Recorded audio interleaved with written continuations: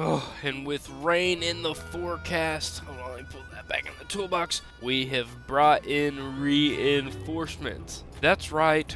The temp has picked up a bunch the last 5-6 days. It's been a whole week and a half since we've talked, and these beans are dropping points like no other. I'm afraid they're going to start shadowing. So we got the 8250 all started up. Got something a little bit different. We put the 7810 on the J&M. I actually love this look of the setup. The tractor is almost a little under horsepower, but it'll pull it along. And then the neighbors have come in for reinforcement. So the neighbor's not in yet this morning, but the neighbor brought his 2388 with his Macdon out here, as well as 2 of his Parker gravity wagons and a straight truck so that we can haul the mail through these beans, because we got to get this field done. And then I'm hoping by the end of the day we can at least open up this bean field across from us, and then I really have to go get a cornfield too, because it's getting real dry. The time is slipping away for us, so I'm not going to waste too much more time talking about it. Like I said, they've brought some nice equipment out here for us. I absolutely love these Parker gravity wagons. The straight truck is a classic, and good lord, the 2388 on that Macdon head looks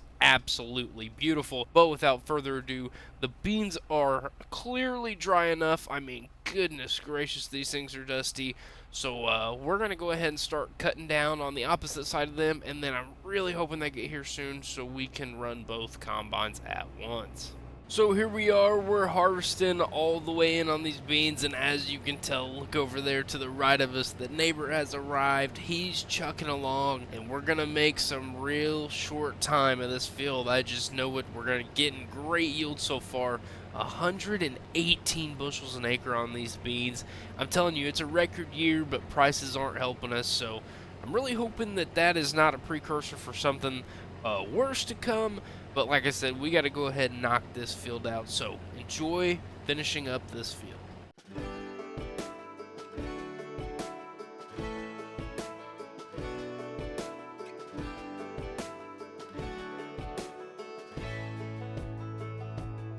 Man, I always had stories about the city life and the crazy nights. Figure I should probably give it a try.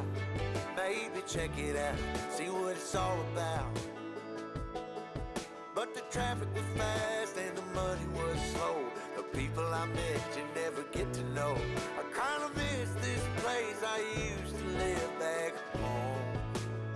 'Cause up here it's breakneck, paycheck, rat race, what's next? I'm tired of feeling like a small fish in a big pond. I think I'll go back where I came from, where everybody knows my name. My friends are still the same.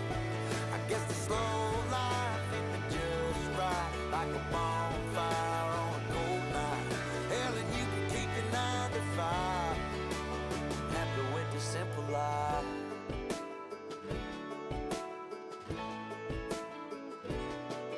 Yeah, I ain't here to try to change your mind. I'm trying to save you time, in case you're thinking about breaking out the bucket list. Girl, you can skip this funny business. 'Cause up there it's complicated and overrated. Down here everything is understated. That's alright by me. I got everything that I need, but there is breakneck, paycheck, rat race, what's next?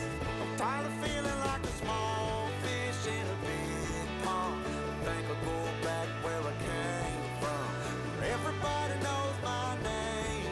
All my friends are still the same. I guess the slow life hit me just right, like a bonfire on a cool night.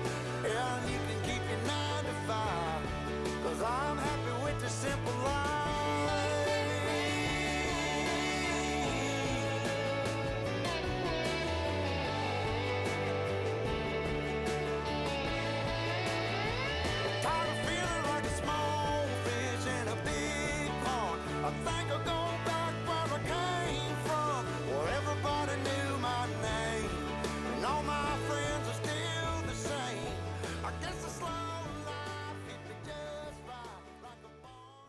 Alright, so we got one of the other guys to hop in the other combine for us, so we've got two running. I'm actually gonna hop in the JD over here, the little 7810, and do a little bit of grain cart duty. I haven't done this in a long time, but I think we'll be able to knock this out real fast with two combines going and an auger wagon running regularly. So here we are, we're kinda following the neighbor along. We got the other guy up in the other combine. He said he's about 80%, so if he gets stopped and has to back out, it wouldn't surprise me. But then again, this other combine, I mean, both these combines, oh, there it goes, the beeper up in the top right, 80% full. I think he'll be able to make it to the end. Like I said, if not, it's not a big deal for him just to back out and top us off. But we're going to have to unload after this, and I hope we can time it to where I can get the load out of the 2388, dump it, and then make it back to the other combine as well.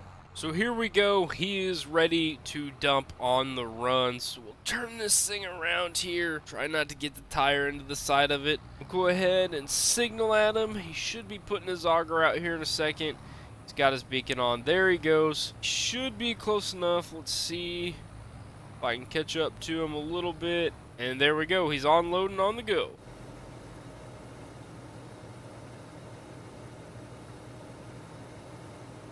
And just like that, he's topped off. We're pretty full, so we'll go ahead. I think we should be able to top the rest of the second semi off, and I'm really hoping we can finish this field before we got to make another load to the granary, but I'm not 100% confident on that. See here, there we go. Got that unloading, and then we'll just slowly load this sucker up.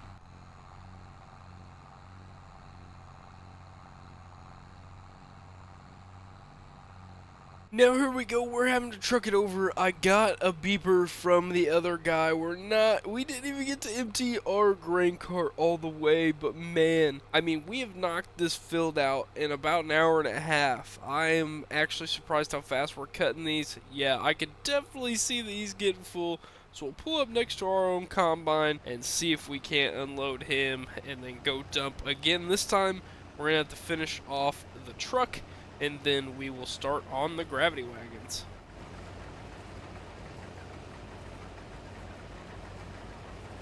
And of course, it has just started raining. We almost finished this field. We're going to try to knock out that last little strip. The 2388 is down here parked, ready to unload. We're definitely not going to get to the other field. We have a tiny patch down here that had a little bit of green beads in it, and we didn't really want to put the grain we were taking. So the big thing is going to be getting the tarp on this truck, getting at least the straight truck loaded, I hope, or something, and then we got to haul 1 or 2 loads of grain, and that'll be it for today because it's supposed to rain the whole day. So the neighbor had to go and do something, I can't remember, he had to run an errand. So to keep the combine out of the rain, we're going to haul the mail and try to put this thing over the covered hut.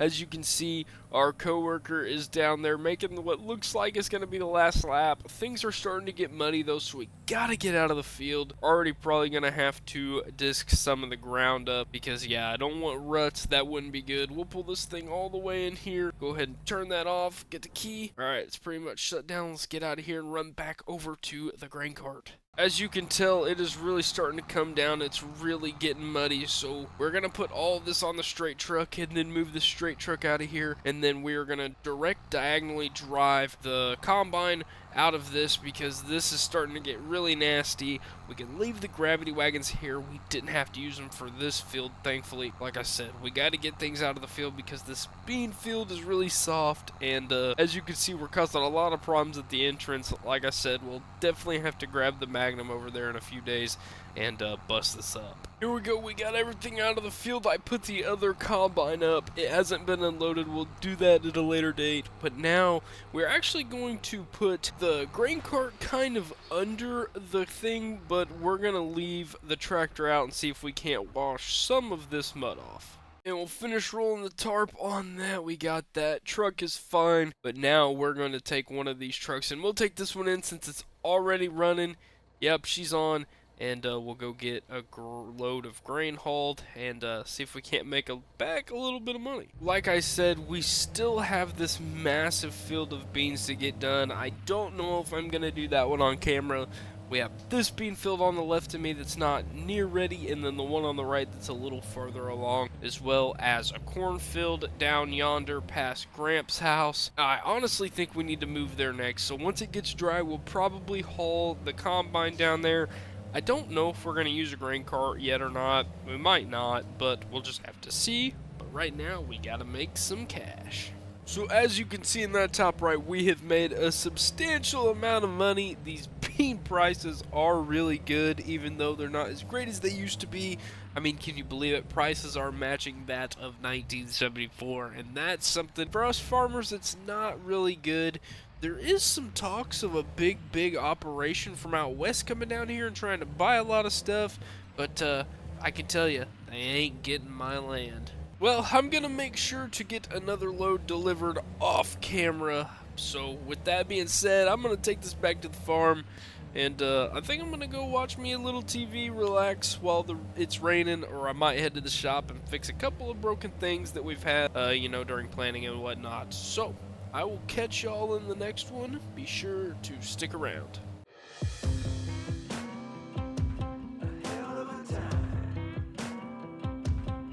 I go straight from the bank, gassing up the tank, cranking up the radio, playing old Hank.